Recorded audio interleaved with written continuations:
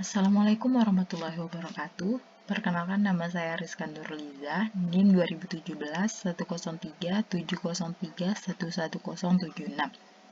Di sini saya akan mempresentasikan hasil dari laporan tugas akhir saya yang berjudul Klasifikasi Penyakit Katarak pada Mata Manusia menggunakan metode Convolution Neural Network.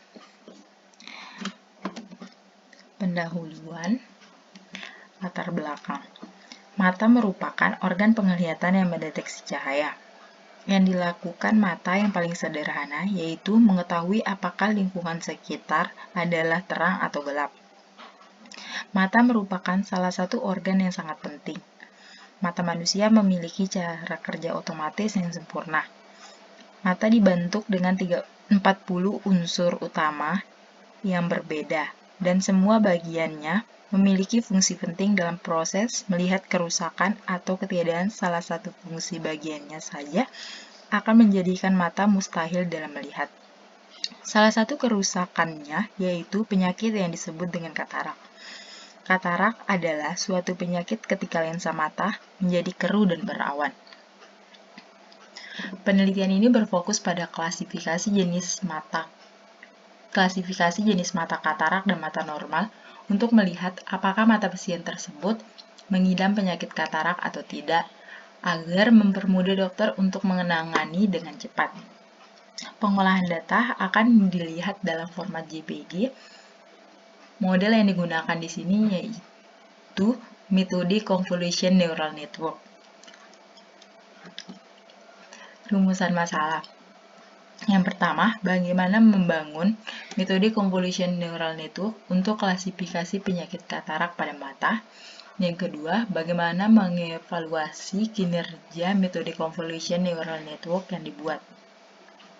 Tujuannya, mendapatkan hasil klasifikasi mana saja mata katarak dan mata normal agar bisa ditindaklanjuti.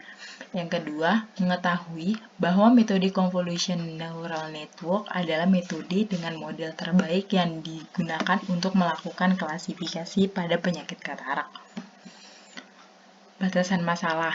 Yang pertama, data yang digunakan yaitu data yang diambil dari Kaggle dengan jumlah data berjumlah 10.000 data yang terbagi menjadi 8 kelas, yaitu kelas katarak, normal, diabetes, glaukoma, AMD, hypertension, myopia, dan osteoarthritis. Namun, dalam penelitian ini hanya menggunakan 2 kelas, yaitu kelas katarak dan normal. Metode klasifikasi yang digunakan yaitu Convolution Neural Network. 3. Menggunakan 2 model dari pre-trained Convolution Neural Network untuk membandingkan akurasi terbaik yang didapatkan. Implementasi program menggunakan pemrograman Python dengan menggunakan Google Colab. Keluaran akhir dari program yaitu akurasi dalam bentuk persen. Tinjauan pustaka. Yang pertama, yang dilakukan oleh Gray-Zegos-Miller yang berjudul Ocular Disease Regional Using Convolution Neural Network, yang berfungsi pada pengembangan model deep learning yang mampu mengenali penyakit mata dari gambar fundus mata yang menggunakan library TestFlow.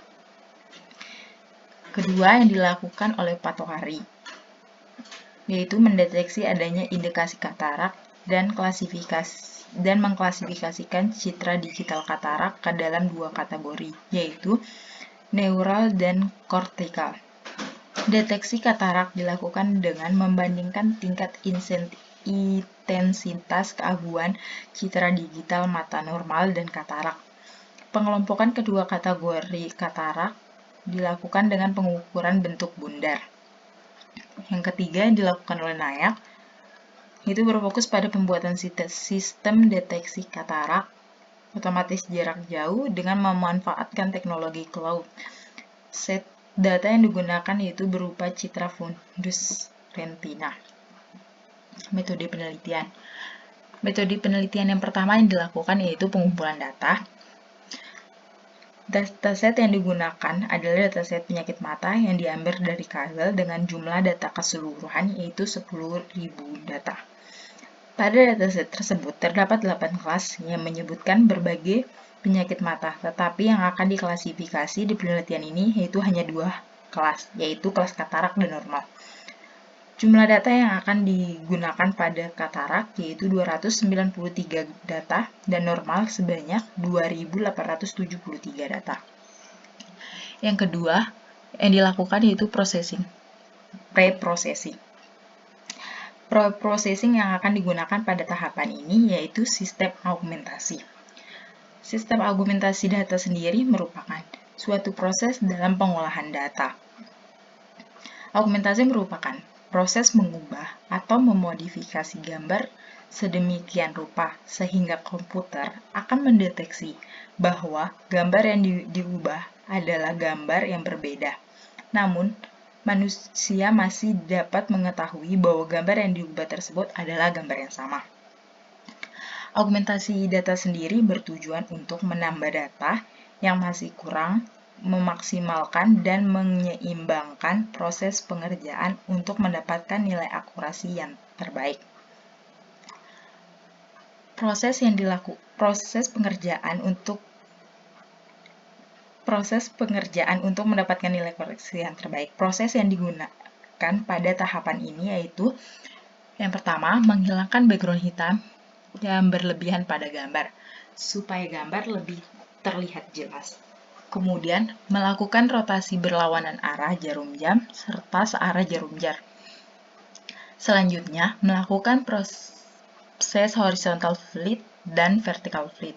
Selain itu juga memberikan efek terang serta memberikan efek blur atau buram pada gambar. Dan yang terakhir, melakukan penggeseran melengkung pada gambar.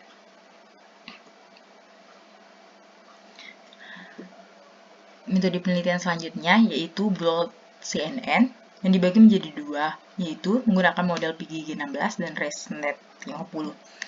PGG-16 sendiri merupakan singkatan dari Visual Geometry Group of Oxford University in the United Kingdom.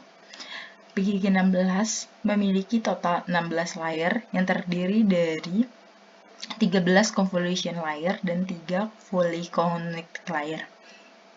Data training yang digunakan pada model ini yaitu 80%, sedangkan data testingnya yang digunakan 20%.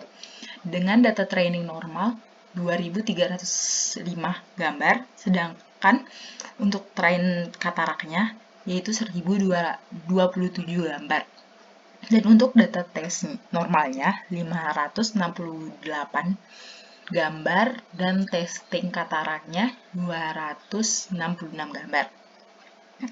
Alur arsitektur model PGG-16 yaitu input data, processing data, pelabelan data, augmentasi data, pembagian data menjadi training, validation, serta testing, kemudian melakukan evaluasi. Untuk yang selanjutnya yaitu ResNet 50. ResNet 50 sendiri merupakan salah satu arsitektur dari CNN yang memperkenalkan sebuah konsep baru yaitu shortcut connection.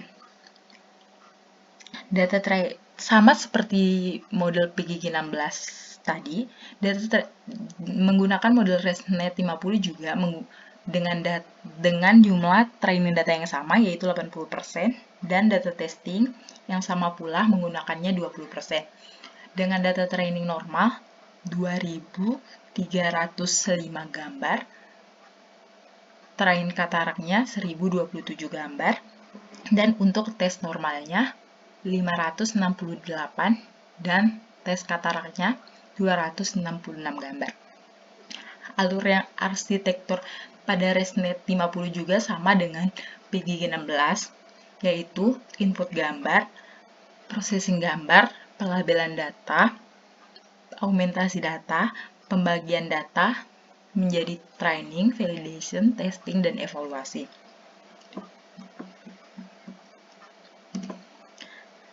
Selanjutnya, pada hasil dan pembahasan.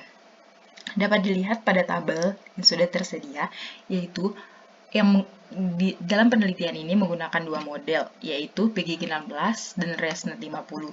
Pada PGG-16 terdapat nilai akurasi terakhir yaitu 99,40% yang hampir sempurna, dan dengan menggunakan model ResNet 50 mendapatkan hasil akurasi 91,64%.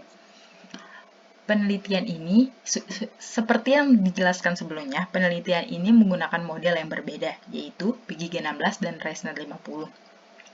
Dapat disimpulkan bahwa arsitektur model terbaik dari kedua model yang digunakan yaitu PGG-16 karena akurasinya dapat mencapai nilai yang hampir sempurna yaitu 99,40%. Kesimpulannya, klasifikasi penyakit katarak menggunakan model convolution neural network dapat dilakukan dengan menyusun berbagai model yang diinginkan, tergantung pada jumlah data dan proses klasifikasinya. Model yang digunakan pada penelitian ini yaitu PGG-16 dan ResNet 50. Menggunakan model ini karena setelah membaca beberapa literatur review model tersebut cocok untuk digunakan melakukan klasifikasi menggunakan data yang sudah disiapkan. Setelah melakukan eksperimen dengan kedua model tersebut, maka didapatkan hasil menggunakan model PGG-16 yang dilakukan pada klasifikasi penyakit katarak yang menghasilkan nilai akurasi yang cukup tinggi dan hampir sempurna, yaitu 99,40%. Sedangkan pada saat menggunakan model ResNet 50, menghasilkan nilai akurasi sebesar 91,64%.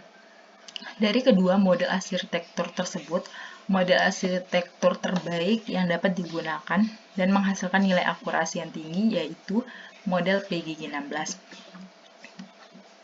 Demikian presentasi laporan tugas akhir saya. Apabila ada kesalahan, saya mohon maaf. Wabillahi taufiq wal hidayah. Wassalamualaikum warahmatullahi wabarakatuh.